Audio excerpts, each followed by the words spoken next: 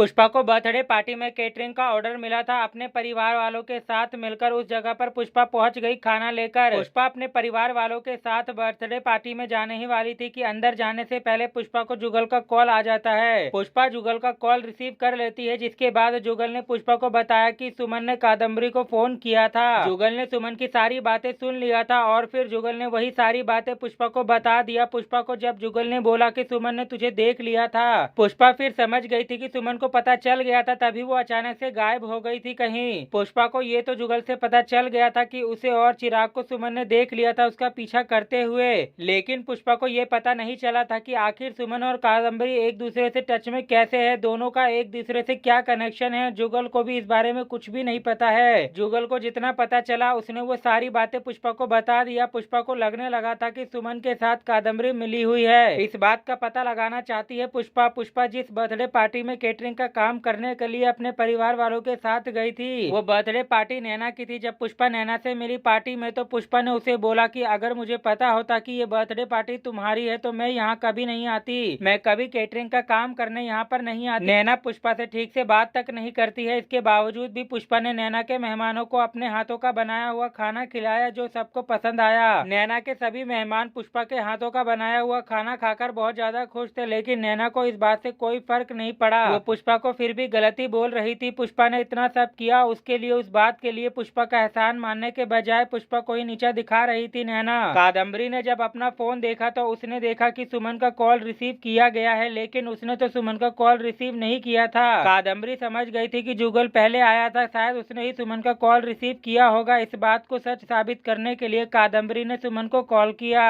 और फिर कादम्बरी ने सुमन से पूछा कि तुमने कॉल किया था या नहीं, जिसके बाद सुमन ने बोला हाँ मैंने कॉल किया था। अब कादम्बरी को यकीन हो गया था कि जुगल ने ही कॉल उठाया था। पुष्पा को और उसके पूरे परिवार को अब ये जानना है कि कादम्बरी और सुमन का आपस में क्या कनेक्शन है, दोनों का कनेक्शन प्रोफेसर से जुड़ा है या फिर नहीं। कादम्बरी प्रोफेसर को जेल से रिहा होने देना नहीं चाहती है। कादम्बरी चाहती है कि प्रोफेसर हमेशा के लिए जेल में सड़ता रहे।